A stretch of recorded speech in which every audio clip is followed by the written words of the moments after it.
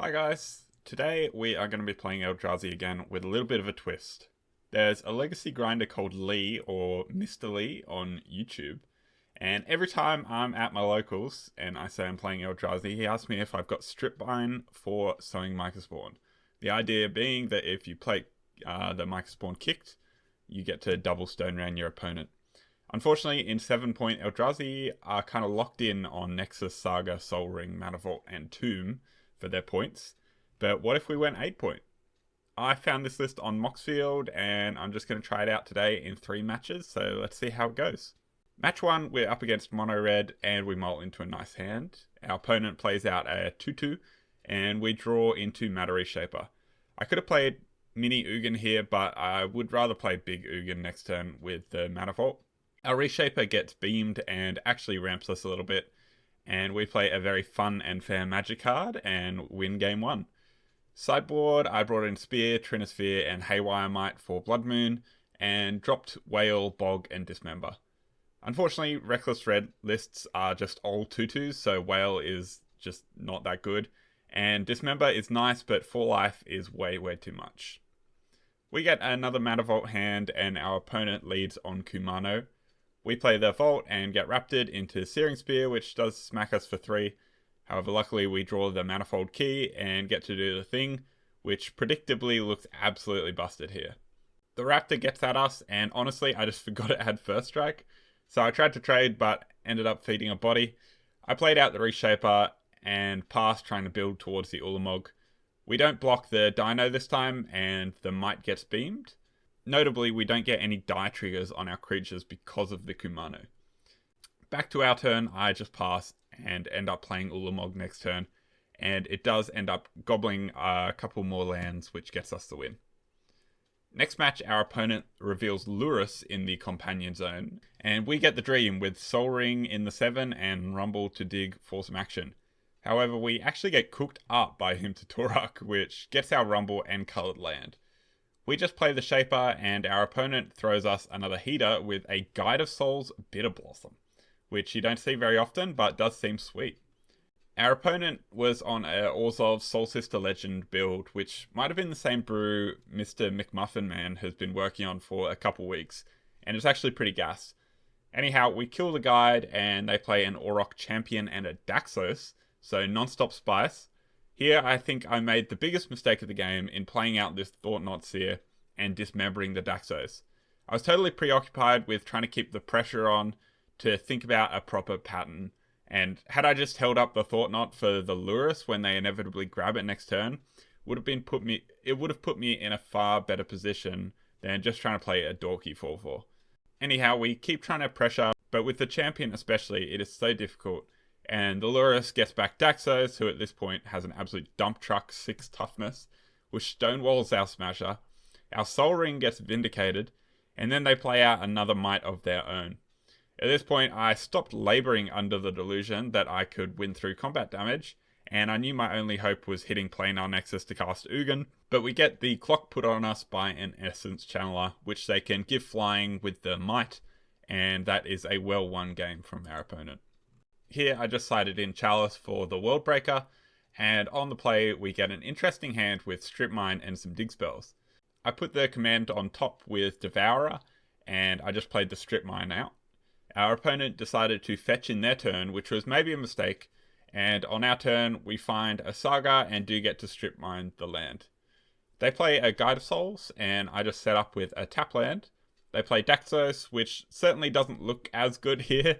And on our turn, I could have gone for K-Command, but I wanted to play a bit more aggressive than last game. So I played out Ultima instead, which was maybe a mistake, but when it sticks, it's so good.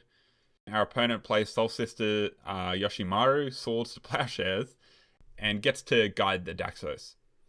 We just hold up K-Command, and I think I made another mistake here in casting it in response to the Sorin. I thought that Sorin checked life gain from when it enters, however it's actually the whole turn. And I thought that if I kill one of the sisters, and then they didn't have another 1-drop, it would mean that they only gained 2 life across when the Sorin had entered, which would prevent the Sorin from flipping.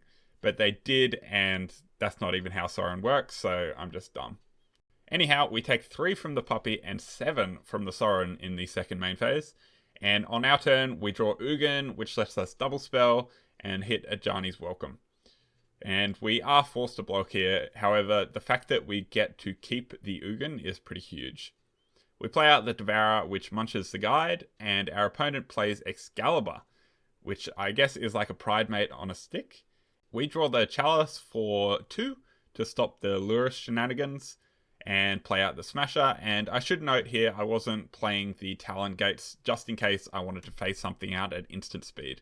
They suit up the Lurus as it no longer has graveyard targets, and we kind of have to double block. Then we draw 6 mana Emrakul, and that takes us into a game 3. We mull into a Mana Vault. Our opponent leads on an Aether Vial, and turn 2 plays a Surveil and a Skull Clamp, which is very scary, but currently very low pressure. We just set up for a K command, and I decided to just scry instead of kill the cat here, as with 2 Ugins, I'm not too stressed about a 1-1. On our turn, we actually draw the 3rd Ugin, which in classic Eldrazi fashion brings an abrupt end to the match. In the final match, we are up against Reckless Red again with a Sol Ring Mana Vault hand. We get smacked for 3, but turn 2 Conduit into Sire of 7 Deaths is a spicy one, and Detective's Phoenix is good, but not good enough. Sideboard, I went with the same as the first match, except I took out Emrakul instead of Bog, just because I wanted to check the Phoenix a little bit. We keep a somewhat questionable hand, and our opponent leads on Zergo. We just take a land off Devourer and get smacked. We draw into a turn 2 Sol Ring and play out the Trinisphere. However, somewhat disastrously, our Sol Ring gets blown up on the stack, which means without the ring, we kind of get stuck under our own Trinisphere, and get clobbered to death by double Battlecry on the Pyro Surfer. Game 3, we keep 7 here, and I led on It That Heralds the End rather than Mana Vault, as I don't really foresee tapping it in the next couple turns, and it would be nice to play it post Fleshraker. We do cop the Mox Ruby into a Hasty Boy, and our tomb starts looking a little spooky, but we play out Fleshraker anyway. Here I blocked because I was getting a little bit scared of the Ancient Tomb and something like a Price of Progress.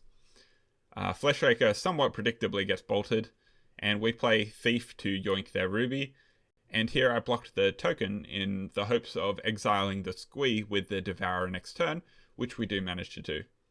Our opponent plays a 2-2, and we play a Shadow Spear, which locks up the game in our favour. So recapping, we did manage to go 3-0, but how do I feel about the 8 points? Honestly, probably not. We were maybe up against some less powerful decks than you might see in like a proper event, but it was mega sweet. But just in Highlander, without the consistency of 4 Myca spawns, it's a little bit too high variance in an already super high variance deck. Whereas the 7-point cards just provide a lot of redundancy.